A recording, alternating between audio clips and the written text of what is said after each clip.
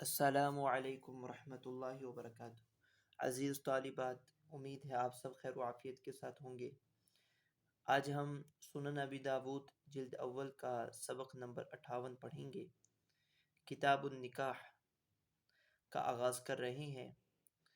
سبق شروع کرنے سے پہلے درود شریف پڑھ لیں۔ اللہم صلی علی محمد وانزلہ المقعد المقرب عندک یوم القیامہ۔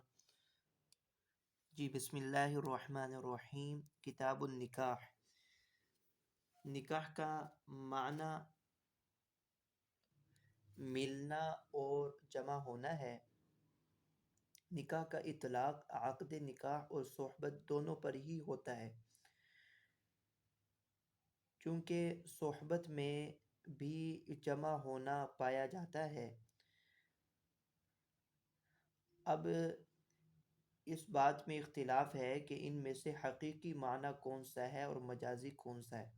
بعض نے تو کہا ہے کہ یہ لفظ نکاح دونوں معنوں میں ہی مشترک ہے۔ بہرحال نکاح کے معنی اور نکاح کا اطلاق ہم نے پڑھ لیا ہے۔ دوسری جو بحث ہے وہ نکاح کی شرعی حیثیت۔ امام ابو حنیفہ کے ہاں غلبہ شہوت کے وقت نکاح واجب ہے، اور اگر اس کو یقین ہو بلا نکاح زنا کا ارتکاب کر بیٹھوں گا تو اس وقت فرض ہے۔ یہ وجوب و فرضیت اس وقت ہے جب کہ مہر کا مالک ہو اور نان و نفقہ دینے کی قدرت ہو۔ اگر وہ نان و نفقہ کی قدرت و مہر دینے کی طاقت نہ رکھتا ہو تو اس کے یعنی نکاح کے ترک کرنے میں کوئی گناہ نہیں ہے۔ تیسری حیثیت، حالت اعتدال میں نکاح سنت مؤکدہ ہے۔ چوتھی حیثیت، اگر یقین ہے کہ نکاح کے بعد حقوق زوجیت ادا نہ کر سکوں گا تو حرام ہے۔ تو حالات کے مختلف ہونے سے نکاح کا شرعی حکم بھی وہ مختلف ہو جاتا ہے۔ آگے ہم نکاح کے مستحبات پڑھتے ہیں۔ نکاح میں چند چیزیں مستحب ہیں، ان میں نکاح کا اعلان کرنا، جیسے کہ احادیث میں آتا ہے اعلنوا ھذا النکاح ولو بدف، تو اعلان کرنا مستحب ہے۔ خطبہ نکاح کا پڑھنا، اسی طرح نکاح کا مسجد میں منعقد ہونا، حدیث میں آتا ہے وَجَعَلُوهَا فِي الْمَسَاجِدِ، کہ نکاح مسجد میں منعقد کرو۔ اسی طرح جمعے کا دن ہونا، نکاح پڑھانے والے کا نیک ہونا، گواہوں کا عادل ہونا، نکاح سے پہلے بیوی کو ایک نظر دیکھ لینا، خاوند کی نسبت بیوی کا کم عمر ہونا، حسب عزت اور مال میں خاوند سے کم ہونا، اخلاق، ادب، جمال اور تقوی میں خاوند سے بیوی کا بڑھ کر ہونا، یہ چند چیزیں مستحبات نکاح ہیں۔ جی، الفاظ نکاح۔ نمبر 1، لفظ نکاح سے نکاح منعقد ہو جاتا ہے۔ نمبر 2، لفظ تزویج سے بھی نکاح منعقد ہو جاتا ہے۔ نمبر 3، اسی طرح نکاح ان تمام الفاظ سے منعقد ہو جاتا ہے جو کسی عین کی تملیک کے لیے فی الحال بنائے گئے ہوں اور استعمال ہوتے ہوں۔ ہر وہ لفظ جو عین کی تملیک کے لیے مستعمل ہوتے ہیں ان الفاظ سے بھی نکاح منعقد ہو جاتا ہے، مثلا بیع، شراء، ہبہ، صدقہ، تملیک۔ البتہ ان الفاظ سے نکاح ہرگز منعقد نہیں ہوتا جو اجارہ، عاریت، اباحت اور وصیت کے لیے مستعمل ہوتے ہیں۔ نکاح کے چند فوائد ہیں۔ نکاح کا فائدہ، سب سے پہلا فائدہ شہوت کا کم ہونا۔ شہوت جو کہ تمام برائیوں کی جڑ ہے، تو نکاح کا فائدہ ایک حاصل یہ ہوتا ہے کہ شہوت ٹوٹ جاتی ہے، شرمگاہ کی حفاظت ہو جاتی ہے، نظروں کی بھی حفاظت ہو جاتی ہے، گھر کا انتظام ہونا، کنبہ میں کثرت و ترقی کا ہونا، بیوی اور عیال کی خبرگیری کرنے میں نفس کا مجاہدہ ہے، اور ہر وہ کام جس میں نفس کا مجاہدہ ہو اس پر اجر و ثواب ہے۔ اسی طرح نیک صالح اولاد کا تولد، جو موت کے بعد اعمال صالحہ کرے گی اور اس کے لیے صدقہ جاریہ بن جائے گی۔ یہ نکاح کے فوائد ہیں۔ جی بسم اللہ الرحمن الرحیم۔ باب التحرید علی النکاح، نکاح پر ابھارنا، رغبت دلانا، اس کا بیان۔ وبي قال حدثنا عثمان بن أبي شيبة قال حدثنا جرير عن الأعمش عن إبراهيم عن علقمة قال إني لأمشي مع عبد الله بن مسعود بمنى إذ لقي عثمان فاستخلاه فلما رأى عبد الله أن ليست له حاجة قال لي تعال يا علقمة فجئت فقال له عثمان ألا نزوجك يا أبا عبد الرحمن جارية بكرا لعله يرجع إليك من نفسك ما كنت تعهد فقال عبد الله لئن قلت ذاك لقد سمعت رسول الله صلى الله عليه وسلم يقول من استطاع منكم الباءة فليتزوج فإنه أغض للبصر وأحسن للفرج ومن لم يستطع منكم فعليه بالصوم فإن له وجاء۔ جی حضرت علقمہ سے روایت ہے، کہتے ہیں کہ میں عبداللہ بن مسعود کے ساتھ مینا جا رہا تھا، اذ لقیہ عثمان، اتنے میں حضرت عثمان ملے، فاستخلاہ، اور تنہائی میں گفتگو کرنا چاہیے، فلما رأى عبد اللہ لیست لہ حاجہ، جب حضرت عثمان نے عبداللہ بن مسعود کو دیکھا کہ ان کو نکاح کی ضرورت نہیں ہے، تو قال لی تعال یا علقمہ، تو حضرت عبداللہ بن مسعود نے مجھ سے کہا اے علقمہ آؤ۔ میں آیا، اس وقت حضرت عثمان نے کہا الا نزوجک یا ابا عبد الرحمن جاریۃ بکرا لعلہ یرجع الیک من نفسک ما کنت تعاہد، اے ابو عبد الرحمن کیا ہم تمہارا نکاح کسی کنواری لڑکی سے نہ کر دیں جو تمہاری قوت اور طاقت واپس لوٹا دے، جو تمہاری قوت و طاقت واپس دلا دے۔ اس پر عبداللہ بن مسعود نے کہا تم یہ بات کہتے ہو جبکہ میں نے رسول اللہ صلی اللہ علیہ وسلم کو یہ فرماتے ہوئے سنا ہے کہ تم میں سے جو شخص نکاح کی طاقت رکھتا ہو تو وہ نکاح ضرور کرے، کیونکہ فَإِنَّهُ أَغَضُّ لِلْبَصَرِ وَأَحْسَنُ لِلْفَرْجِ، یہ نگاہ کو نیچی رکھنے والا اور شرمگاہ کی حفاظت کرنے والا ہے، اور جو شخص نکاح کی قوت نہ رکھے فعلیہ بالصوم، تو پھر اس کے لیے روزہ ہے، فإن لہ وجاء، کیونکہ روزہ رکھنا اس کے لیے خصی ہونا ہے، یعنی روزہ رکھنے سے شہوت کا زور ختم ہو جاتا ہے اور شہوت کا زور کم ہو جاتا ہے۔ وجاء کے معنی رز الخصیتین لکھے ہیں، یعنی خصیتین کو کوٹ دینا، دبا دینا، جس کا حاصل شہوت کا زور کم کرنا ہے۔ حدیث کا مضمون یہ ہے کہ علقمہ جو کہ عبداللہ بن مسعود کے مشہور شاگرد ہیں، وہ یہ فرما رہے ہیں کہ ایک مرتبہ میں عبداللہ بن مسعود کے ہمراہ مینا جا رہا تھا کہ راستے میں ہی حضرت عثمان بن عفان ملے۔ حضرت عثمان نے عبداللہ بن مسعود سے علیحدہ ہو کر بات کرنا چاہیے اور تخلیے میں ان کے سامنے نکاح کی بات رکھی۔ شرح نے لکھا ہے کہ بظاہر حضرت عثمان نے حضرت ابن مسعود کی ظاہری حیت و خستہ حالی سے یہ اندازہ لگایا کہ شاید ان کی اہلیہ نہیں ہے جو ان کی حیت کو سدھارے، اس لیے ان سے فرمایا کہ اگر تم کہو تو تمہاری شادی کسی کنواری لڑکی سے کر دیتے ہیں۔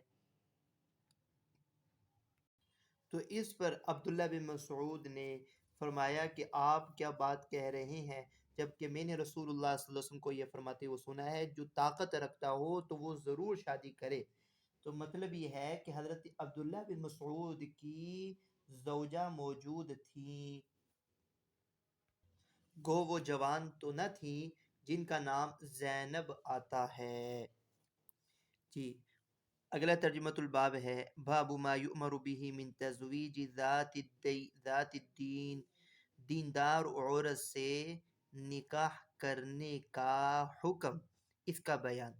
عن ابی ہریرہ رضی اللہ عنہ عن النبی صلی اللہ علیہ وسلم قال تنكح النساء لأربع لمالها ولحسبها ولجمالها ولدينها فاصفر بذات الدين تربت يداك۔ حضرت ابو ہریرہ رضی اللہ تعالی عنہ سے روایت ہے کہ رسول اللہ نے فرمایا کہ عورتوں سے عام طور پر نکاح چار وجوہ سے کیا جاتا ہے: مال کی وجہ سے، حسب کی وجہ سے، حسن کی وجہ سے، دین کی وجہ سے۔ فَاظْفُرْ بِذَاتِ الدِّینِ، پس تو دیندار عورت کو ترجیح دے۔ تربت یدا کا ای ان خالفت هذا الامر، یعنی اگر تو دین کو ترجیح نہ دے گا تو تیرے ہاتھ خاک آلود ہوں، تیرے ہاتھ خاک آلود ہوں۔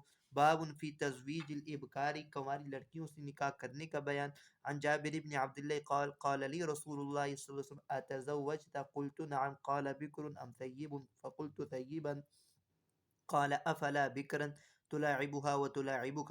قال ابو داود كتب الي حسين بن حريث المروزي قال، جی حضرت جابر بن عبداللہ رضی اللہ تعالی عنہ سے روایت ہے کہ رسول اللہ صلی اللہ علیہ وسلم نے مجھ سے کہا کیا تو نے نکاح کیا ہے؟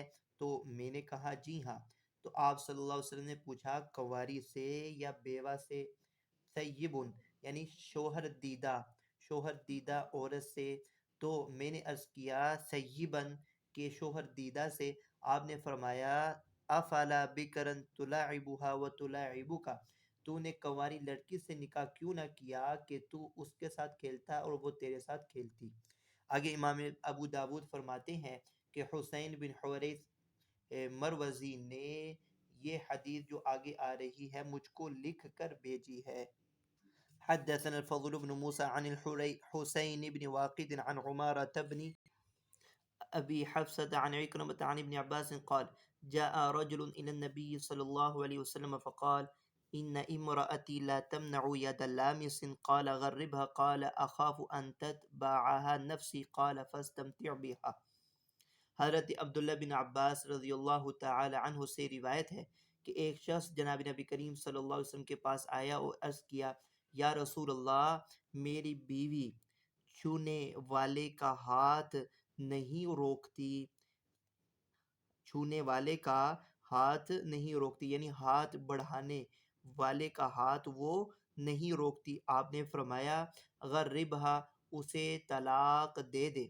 اس نے کہا اخاف ان تتبعها نفسی، کہ مجھے اندیشہ ہے کہیں میرا دل اس سے نہ لگا رہے۔ آپ نے فرمایا پھر رہنے دے، اس سے فائدہ اٹھاتا رہ، فاستمتع بها، اس سے فائدہ اٹھاتا رہ۔ ہاتھ نہ روکنے سے اشارہ ہے زنا کی طرف، لیکن اس پر یہ اشکال پیدا ہوتا ہے کہ آپ نے باوجود اس عیب کے عقد نکاح میں روکے رکھنے کا حکم کیوں فرمایا؟ اس اشکال کی بنا پر ابن جوزی نے اس حدیث کو سرے سے موضوع کہہ دیا، لیکن اس کے روات ثقہ ہیں، اس لیے اس کی مختلف توجیہات کی گئی ہیں، جس میں اقرب الی القیاس یہ ہے کہ شوہر نے بیوی کی بدکاری کا مشاہدہ نہیں کیا تھا بلکہ وقوع کا اندیشہ ظاہر کیا تھا، جس کی بنا پر آپ نے مفارقت کا حکم دیا تھا۔ مگر جب بعد میں معلوم ہوا کہ غایت الفت کی بنا پر مفارقت کو برداشت نہیں کر سکے گا تو اس کے روکے رکھنے کی رخصت دی، کیونکہ بیوی کے ساتھ اس کی الفت تو متحقق ہو چکی تھی، جبکہ بیوی کی بدکاری محض امکان اور وہم کے درجے میں تھی، اس لیے آپ نے اس کو اپنے نکاح میں روکے رکھنے کا حکم فرمایا۔ اگلی روایت عن معقل بن يسار قال جاء رجل الى النبي صلى الله عليه وسلم فقال اني اصبت امرأة ذات جمال وحسب وانها لا تلد افاتزوج؟ قال لا. ثم اتوا ثانية فنهاه، ثم اتوا ثالثة فقال تزوج الودود الولود فاني مكاثر بكم الامم۔ حضرت معقل بن یسار سے روایت ہے کہ ایک شخص رسول اللہ صلی اللہ علیہ وسلم کی خدمت میں حاضر ہوا اور عرض کی یا رسول اللہ، مجھے ایک عورت ملی جو خوبصورت بھی ہے، خاندانی بھی ہے۔ انی اصبت امرأة ذات جمال و حسب، کہ مجھے ایک ایسی عورت ملی کہ جو خوبصورت بھی ہے اور حسب نسب والی بھی ہے۔ وَإِنَّهَا لَا تَلِدُ، لیکن ایک عیب ہے کہ اس کی اولاد نہیں ہوتی۔ بین السطور لکھا ہو کأنہ علیم ذلک بأن لا تحیض، ان کو معلوم ہوا اس بات سے کہ وہ عورت حائضہ نہیں تھی، یعنی کہ اس عورت کو حیض نہیں آتا تھا۔ اس سے انہوں نے یہ فیصلہ یہ بات کی کہ وہ ایسی عورت ہے کہ جس کی اولاد نہیں ہوتی، آفا اتزوجها، کیا میں اس سے نکاح شادی کر سکتا ہوں؟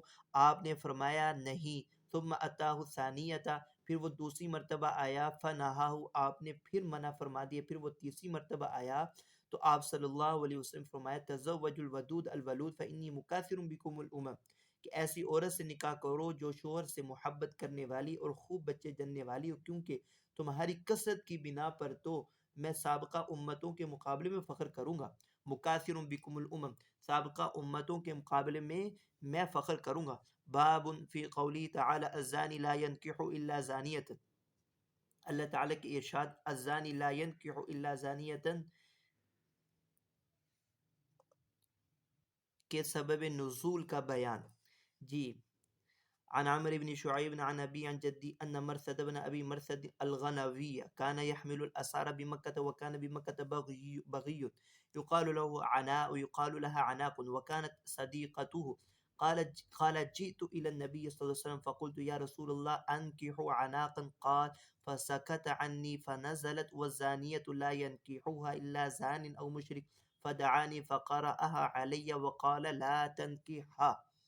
جی، حضرت عبداللہ بن عمر بن عاص سے روایت ہے کہ مرثد بن ابی مرثد غنوی مکہ کے مسلمان قیدیوں کو لے جایا کرتا تھا۔ کان یحمل الاسار بمکہ، مکہ کے مسلمان قیدیوں کو وہ مدینہ لے جایا کرتا تھا۔ وکان بمکہ بغی، اور مکہ میں عناق نامی ایک بدکار عورت رہتی تھی۔ کانت صدیقتہ، جو کہ زمانہ جاہلیت میں مرثد بن ابی مرثد کی دوست تھی، آشنا تھی۔ مرثد بن ابی مرثد کہتے ہیں کہ میں نبی کریم صلی اللہ علیہ وسلم کے پاس آیا اور عرض کہ یا رسول اللہ کیا میں عناق سے نکاح کر لوں؟ یہ سن کر آپ خاموش ہو گئے۔ پھر یہ آیت نازل ہوئی جس کا ترجمہ یہ ہے کہ بدکار عورت سے وہی مرد نکاح کر سکتا ہے جو خود بدکار ہو یا مشرک ہو۔ آپ نے یہ آیت پڑھ کر مجھے سنائی اور فرمایا اس سے نکاح نہ کرنا، لا تنکحھا، اس سے نکاح نہ کرنا۔ اگلی روایت عن ابی ہریرہ رضی اللہ تعالی عنہ قال قال رسول اللہ صلی اللہ علیہ وسلم لا ينكح الزانی المجلود الا مثلہ، وقال ابو معمر حدثنا حبیب المعلم عن عمرو بن شعیب۔ حضرت ابو ہریرہ رضی اللہ تعالی عنہ سے روایت ہے رسول اللہ صلی اللہ علیہ وسلم نے فرمایا حد زنا میں کوڑے کھایا ہوا شخص نکاح نہ کرے مگر اپنی ہی جیسی عورت سے۔ الزانی المجلود، حد زنا میں کوڑے کھایا ہوا شخص نکاح نہ کرے مگر اپنی ہی جیسی عورت سے۔ ابو معمر نے کہا حبیب معلم نے اس روایت کو بواسطہ عامر بن شعیب روایت کی ہے۔ جی، فائدہ، مطلب جس مرد پر حد زنا واجب ہو چکی ہو، اب وہ اس لائق نہیں رہا کوئی پاک دامن عورت اس کے نکاح میں دی جائے، بلکہ اس کو چاہیے کہ اب اپنی ہی جیسی عورت تلاش کرے۔ یہ امر شرعی نہیں ہے، یہ امر شرعی نہیں ہے کہ نکاح ہوگا ہی نہیں، یہ امر شرعی نہیں ہے بلکہ تادیبی ہے، یہ امر شرعی نہیں بلکہ تادیبی ہے اور بدکاری کی قباحت کو بیان کرنے کے لیے ہے۔ یہ آپ صلی اللہ علیہ وسلم کا جو فرمان ہے کہ حد زنا میں کوڑے کھایا ہوا شخص اپنی جیسی عورت سے نکاح کرے، یہ اس بدکاری کی قباحت کو بیان کرنے کے لیے ہے، یہ کوئی امر شرعی نہیں۔ یعنی نکاح منعقد ہو جائے گا اگر کوئی ایسا مرد ہو اور وہ پاک دام عورت سے نکاح کرے تو نکاح منعقد ہو جائے گا۔ باب فی الرجل یعتق امتہ ثم یتزوجها، اپنی باندی کو آزاد کرے اور اس سے نکاح کرے، اس کا بیان۔ عن ابی بردۃ عن ابی موسیٰ قال قال رسول اللہ صلی اللہ علیہ وسلم من اعتق جاریۃ وتزوجها كان له اجران۔ حضرت ابو موسیٰ اشعری سے روایت ہے کہ رسول اللہ نے فرمایا جس نے اپنی باندی کو آزاد کیا پھر اس سے نکاح کیا اس کے لیے دوہرا اجر ہے، پہلا اجر آزاد کرنے کا، دوسرا نکاح کرنے کا۔ وبه قال حدثنا عمرو بن عون اخبرنا ابو عوانة عن قتادة وعبد العزيز بن صهيب عن انس ان النبي صلى الله عليه وسلم اعتق صفية وجعل عتقها صداقها۔ حضرت انس بن مالک سے روایت ہے کہ نبی کریم صلی اللہ علیہ وسلم نے حضرت صفیہ کو آزاد کیا پھر ان سے نکاح کیا اور ان کی آزادی کو ہی ان کا مہر قرار دیا، ان کی آزادی کو ہی ان کا مہر قرار دیا۔ جی، حدیث الباب میں راوی یہ کہہ رہے ہیں کہ آپ صلی اللہ علیہ وسلم نے حضرت صفیہ کی آزادی ہی کو ان کا مہر قرار دیا، اس کے علاوہ کوئی مستقل مہر آپ نے ان کو عطا نہیں فرمایا۔ یہاں پر مصنف کا مقصود بھی یہی مسئلہ بیان کرنا ہے کہ آیا عتق امتا، باندی کا آزاد کرنا، اس کا مہر قرار دیا جا سکتا ہے؟ یعنی عتاق کو مہر قرار دیا جا سکتا ہے یا نہیں؟ مسئلہ یہ مختلفی ہے۔ ائمہ ثلاثہ اور امام محمد کے نزدیک عتق کو مہر قرار دینا جائز نہیں، جبکہ امام احمد اور امام ابو یوسف کے نزدیک عتق کو مہر قرار دینا جائز ہے، اور یہ حدیث امام احمد اور امام ابو یوسف کی مؤید ہے، کہ جس میں راوی کہہ رہے ہیں آپ صلی اللہ علیہ وسلم نے حضرت صفیہ کو مستقل کوئی مہر عطا نہیں کیا اور بلکہ ان کی آزادی ہی کو مہر قرار دیا۔ تو یہ حدیث امام احمد اور امام ابو یوسف کی مؤید ہے، جبکہ جمہور کے مذہب کے بالکل خلاف ہے۔ جمہور کہتے ہیں کہ مہر مال ہونا چاہیے اور آزادی مال نہیں ہے، اور مال کا شرط ہونا قرآن مجید سے ثابت ہے، ان تبتغوا باموالکم، ان تبتغوا باموالکم، کہ تم تلاش کرو اپنے اموال کے بدل میں۔ تو جمہور کی جانب سے اس حدیث کی مختلف توجیہات کی گئی۔ پہلی توجہ یہ ہے کہ یہ تطیب قلب پر محمول ہے، یعنی صفیہ کو خوش کرنے کے لیے کہہ دیا گیا کہ تمہارا عتق تمہارا مہر ہے، ورنہ تو آپ صلی اللہ علیہ وسلم کے لیے تو نکاح بلا مہر ہی جائز ہے، اور یہ آپ کی خصائص میں سے ہے۔ قرآن مجید میں ہے ان وہبت نفسها للنبی ان اراد النبی ان یستنکحها خالصۃ لک من دون المؤمنین، اگر کوئی مومن عورت اپنے کو نبی کریم صلی اللہ علیہ وسلم کے لیے ہبا کرنا چاہے اور آپ صلی اللہ علیہ وسلم اس کو اپنے نکاح میں بلا مہر اور عوض کے نکاح میں لانا چاہیں تو یہ آپ کے لیے اجازت ہے، مومنین کے لیے اس کی اجازت نہیں ہے۔ تو اس لیے بین السطور بھی لکھا ہوا ہے مخصوص لہو صلی اللہ علیہ وسلم اذ یجوز لہ النکاح بلا مہر، یہ آپ صلی اللہ علیہ وسلم کے لیے خاص ہے کہ آپ کے لیے اجازت ہے کہ بلا مہر نکاح کر سکیں، تو اس لیے یہ آپ صلی اللہ علیہ وسلم کی خصائص میں سے ہے۔ تو جمہور ائمہ ثلاثہ اور امام محمد کے نزدیک عتاق مہر نہیں بن سکتا بلکہ مہر مثلی واجب ہوگا۔ باب یحرم من الرضاعة ما یحرم من النسب، رضاعت سے وہی رشتے حرام ہوتے ہیں جیسے نسب سے رشتے حرام ہو جاتے ہیں، یعنی کہ رضاعت سے ویسے ہی حرمت ہوتی ہے جیسا کہ نسب سے۔ عن عائشة رضی اللہ تعالی عنہ زوج النبی صلی اللہ علیہ وسلم ان النبی صلی اللہ علیہ وسلم قال یحرم من الرضاعة ما یحرم من الولادة، حضرت عائشہ سے روایت ہے کہ نبی کریم صلی اللہ علیہ وسلم نے فرمایا کہ دودھ پلانے سے وہ ویسے ہی حرمت قائم ہو جاتی ہے جیسا کہ ولادت سے، جیسا کہ نسب سے اور ولادت سے حرمت قائم ہو جاتی ہے۔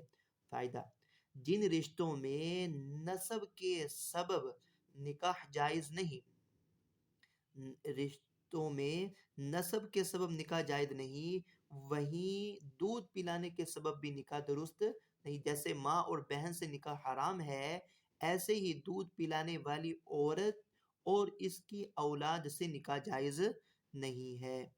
جی اگلی روایت عن ام سلمة ان ام حبیبہ قالت یا رسول اللہ هل لك في اختی قال فافعل ماذا قالت فتنكحها قال اختك قالت نعم قال او تحبين ذاك قالت لست بمخلية بك واحب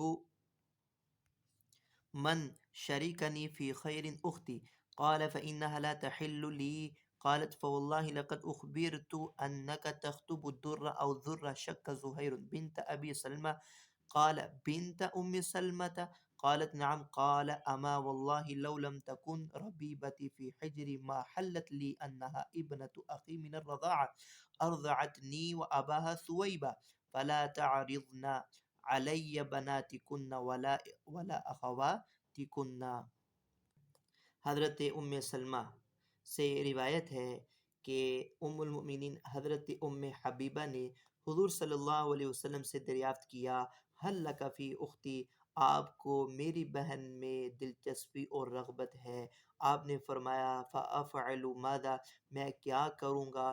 تو حضرت ام حبیبہ نے کہا فتنکحوها، آپ اس سے نکاح کر لیں۔ آپ صلی اللہ علیہ وسلم نے حیرت سے پوچھا اختہ کی، تمہاری بہن سے؟ انہوں نے کہا جی ہاں۔ تو آپ نے حضرت ام حبیبہ سے پوچھا اوا تحبین ذاکا، کیا تم اس بات کو پسند کرو گی؟ وہ بولی لست بمخلیۃ بکا، میں ہی تو آپ کی بیوی نہیں ہوں، واحب من شرکنی فی خیر اختی، اور میں اس بات کو پسند کروں گی کہ میری بہن بھی ان میں شامل ہو جائے جو میرے ساتھ خیر میں شریک ہیں، جو میرے ساتھ خیر میں شریک ہیں، میری بہن بھی شامل ہو جائے، یعنی آپ کی زوجیت میں۔ آپ نے فرمایا فَإِنَّهَا لَا تَحِلُّ لِي، وہ میرے لیے حلال نہیں ہو سکتی، کیونکہ ایک ساتھ دو بہنوں کا نکاح میں جمع کرنا جائز نہیں ہے شریعت میں۔ تو وہ ام حبیبہ یہ سن کر کہنے لگی فواللہ لقد اخبرت انک تخطب در او ذر بنت ابی سلمہ، کہ اللہ کی قسم مجھے یہ معلوم ہوا ہے آپ نے درہ یا ذرہ بنت ابی سلمہ سے نکاح کا پیغام دیا ہے۔ آپ نے حیرت سے دریافت کیا بنت ام سلمہ، ام سلمہ کی بیٹی درہ کو پیغام نکاح؟ ام حبیبہ نے کہا جی ہاں۔ آپ صلی اللہ علیہ وسلم نے فرمایا وہ تو میری ربیبہ ہے، وَلَوْ لَمْ تَكُنْ رَبِيبَتِي فِي حِجْرِ مَا حَلَّتْ لِي، اگر وہ ربیبہ نہ بھی ہوتی تب بھی وہ میرے لیے حلال نہیں ہے، تب بھی وہ میرے لیے حلال نہیں ہے۔ کیوں؟ اس لیے کہ انها ابنۃ اخی من الرضاعہ، کیونکہ وہ میرے دودھ شریک بھائی کی بیٹی ہے، دودھ شریک بھائی کی بیٹی بھی ہے۔ ارضعتنی و اباہا سویبہ، مجھے اور اس کے باپ ابو سلمہ کو سویبہ نامی عورت نے دودھ پلایا ہے، تو یہ دونوں صورتوں میں وہ میرے لیے حلال نہیں ہے، لہذا تمہیں جو خبر ملی ہے وہ غلط ہے۔ فلا تعرضن علی بناتکن ولا اخواتکن، پس تم میرے لیے اپنی بیٹیوں اور بہنوں کو پیش مت کیا کرو، پس تم اپنی بیٹیوں اور بہنوں کو پیش مت کیا کرو۔ باب فی لبن الفحل، رضاعت کا رشتہ، باپ کے رضاعت کا رشتہ مرد کی جانب سے ہے، اس کا بیان۔ عن عروة عن عائشة رضي الله عنها قالت دخل علي أفلح بن أبي القعيس فاستترت منه قال تستترين مني وأنا عمك؟ قالت قلت من أين؟ قال أرضعتك امرأة أخي؟ قالت انما ارضعتني المرأة ولم يرضعني الرجل، فدخل علي رسول الله فحدثته فقال انه عمك فليلج عليك۔ حضرت عائشہ صدیقہ رضی اللہ تعالی عنہ سے روایت ہے کہ افلح بن ابی القعیس میرے پاس آئے، فاستترت منہ، میں نے ان سے پردہ کیا، وہ بولے تستترین منی وانا عمکی، کیا تم مجھ سے پردہ کرتی ہو جبکہ میں تمہارا چچا ہوں؟ میں نے پوچھا وہ کیسے؟ وہ بولے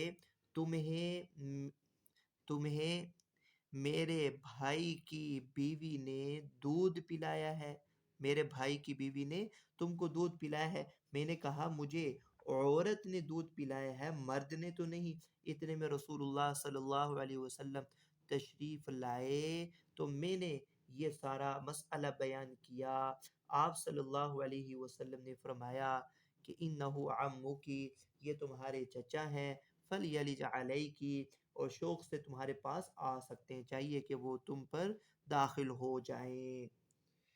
فائدہ یعنی جس طرح دودھ پینے کی حرمت دودھ پلانے والی عورت کی طرف سے ہوتی ہے، ایسے ہی حرمت اس کے شوہر کی طرف سے ہوتی ہے۔ باب فی رضاعت الکبیر، بڑے ہو کر دودھ پینے سے رضاعت ثابت نہیں ہوتی، اس کا بیان۔ عن عائشہ رضی اللہ تعالی عنہ المعنى واحد أن رسول الله صلى الله عليه وسلم دخل عليها وعندها رجل قال حفص فشك ذلك عليه وتغير وجهه ثم اتفق قالت يا رسول الله إنه أخي من الرضاعة قال انظرن من إخوانكن فإنما الرضاعة من المجاعة۔ جی حضرت عائشہ صدیقہ رضی اللہ تعالیٰ عنہ سے روایت ہے، ایک مرتبہ رسول اللہ صلی اللہ علیہ وسلم ان کے پاس تشریف لائے، اس حال میں کہ ان کے پاس ایک شخص بیٹھا ہوا تھا، حضرت عائشہ کے پاس ایک شخص بیٹھا ہوا تھا۔ حفص جو راوی ہیں حفص بن عمر، وہ یہ بیان کرتے ہیں کہ فشق ذلك علیہ، یہ بات آپ صلی اللہ علیہ وسلم پر گراں گزری، و تغیر وجہ، اور آپ کا چہرے کا رنگ بدل گیا۔ پھر یہ حفص بن عمر اور محمد بن کثیر یہ دونوں اگلے الفاظ میں دونوں متفق ہوتے ہیں کہ حضرت عائشہ صدیقہ رضی اللہ تعالی عنہ نے عرض کیا کہ میرا دودھ شریک بھائی ہے۔ آپ نے فرمایا ذرا سوچو تو صحیح، تمہارا بھائی کون ہے؟ من اخوانکن، تمہارا بھائی کون ہے؟ فانما الرضاعۃ من المجاعہ، دودھ کا رشتہ تو صرف بھوک سے ہے، دودھ کا رشتہ تو صرف بھوک سے ہے۔ یعنی حرمت مدت رضاعت میں ہی ثابت ہوتی ہے، مدت رضاعت میں ہی حرمت رضاعت ثابت ہوتی ہے۔ اس مدت کے گزرنے کے بعد دودھ پینے یا پلانے سے حرمت رضاعت ثابت نہیں ہوتی۔ بچے کے ساتھ مجبوری ہے، کیونکہ اس کی بھوک صرف ماں یا کسی اور عورت کے دودھ سے ہی ختم ہو سکتی ہے۔ حرمت رضاعت تو بھوک سے ہے، حرمت رضاعت تو صرف دودھ سے ہے، بھوک سے ہے۔ بچے کے ساتھ تو مجبوری ہے کہ اس کی بھوک صرف ماں یا کسی عورت کے دودھ سے ہی ختم ہو سکتی ہے، بڑے ہو کر یہ مجبوری نہیں، اس لیے حرمت ثابت نہیں ہوگی۔ جی اگلی روایت ہے عن ابن مسعود رضی اللہ تعالی عنہ قال لا رضاع الا ما شد العزم وانبت اللحم فقال ابو موسیٰ لا تسألون وهذا الحبر فيكم۔ حضرت عبداللہ بن مسعود سے روایت ہے کہ رضاعت وہی ہے جو ہڈی کو مضبوط کرے اور گوشت کو بڑھائے، یعنی کہ مدت رضاعت میں رضاعت ثابت ہوگی۔ لا رضاع الا ما شد العظم وانبت اللحم، رضاعت تو وہی ہے جو ہڈی کو قوت دے، مضبوط کرے اور گوشت کو بڑھائے۔ ابو موسیٰ اشعری نے فرمایا کہ جب تک تم میں یہ صاحب علم یعنی عبداللہ بن مسعود موجود ہیں، لا تسألونا، تب تک ہم سے مسائل دریافت نہ کرو، کیونکہ یہ ہم سے زیادہ دینی امور کو جاننے والے ہیں۔ وبی قال حدثنا محمد بن سلیمان الانباری حدثنا وکیع عن سلیمان بن المغیرہ عن ابی موسیٰ الہلالی عن ابی عن ابن مسعود عن النبی صلی اللہ علیہ وسلم بمعناه قال انشز العظم، کہ رضاعت تو وہی ہے جو ہڈیوں کو مضبوط کرے اور گوشت کو بڑھائے۔ عبداللہ بن مسعود سے یہ روایت دو طرح مروی ہے، ایک موقوفاً دوسرے مرفوعاً۔ حاصل دونوں کا ایک ہی ہے کہ حرمت رضاعت تبھی ثابت ہوتی ہے جبکہ دودھ مدت رضاعت میں دیا گیا ہو۔ یہاں تک آج ہمارا سبق تھا۔ السلام علیکم ورحمۃ اللہ وبرکاتہ۔